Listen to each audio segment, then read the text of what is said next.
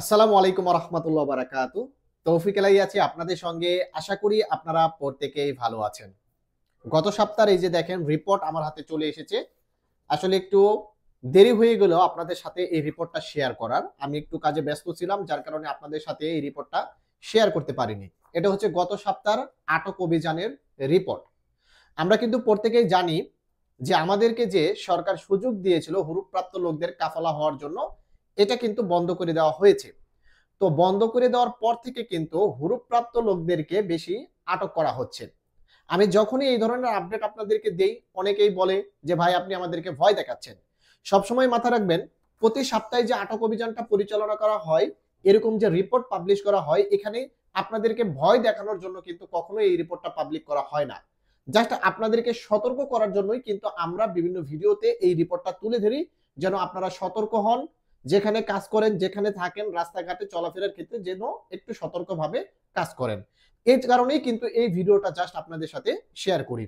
তো দেখেন, পরিস্থিতি যেমনই হোক না কেন, আটক অভিযান প্রতি সপ্তাহেই কিন্তু হয়ে থাকে এবং এই আটক অভিযানে বর্তমানে হরুপ্রাপ্ত লোকদেরকেই কিন্তু বেশি আটক করতেছে, কারণ তারা সুযোগ পাওয়া সত্ত্বেও কিন্তু বৈধ হয়নি।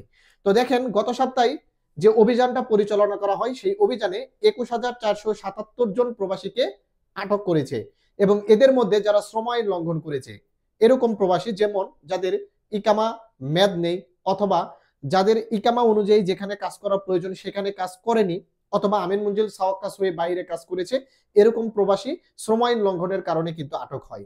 তো এরকম প্রবাসী আটক হয়েছে ৩,১৭৬ জন এবং যারা অবৈধভাবে সীমান্ত নিরাপত্তা লঙ্ঘন করেছে এরকম প্রবাসী আটক হয়েছে ৪,৪৬৩ জন এবং যাদের ইকামাতে হুরুপ ছিল বা যাদের ইকামাতে খুরুজ নেহাই ছিল এখন এক্সপায়ার হয়ে গেছে, এই ধরনের প্রবাসী আটক করেছে ১৩,৬৩৮ জন।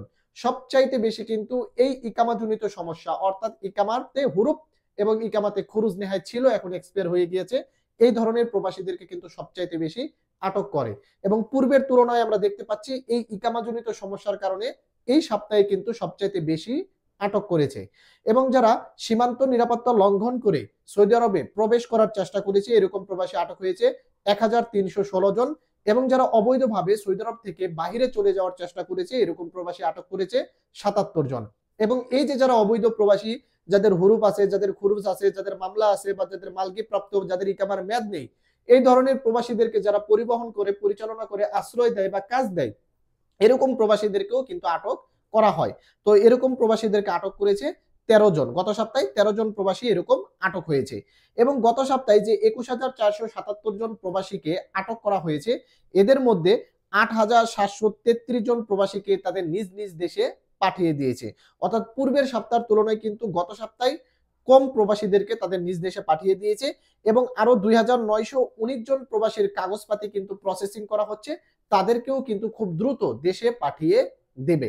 তাহলে আমরা বুঝতে পারতাছি প্রতি সপ্তাহে কিন্তু ২০ থেকে ২১,০০০ বা ২৫,০০০ বা ৩০,০০০ প্রবাসী আটক হচ্ছে এবং ৮ থেকে ১০,০০০ বা ১২,০০০ প্রবাসীকে তাদের নিজ দেশে পাঠিয়ে দিচ্ছে এবং ২ থেকে ৫,০০০ প্রবাসীকে তাদের প্রসেসিং এ রাখতেছে, তাদের কাগজপাতি তৈরি করা হচ্ছে এবং তাদেরকেও কিন্তু দেশে পাঠিয়ে দিবে।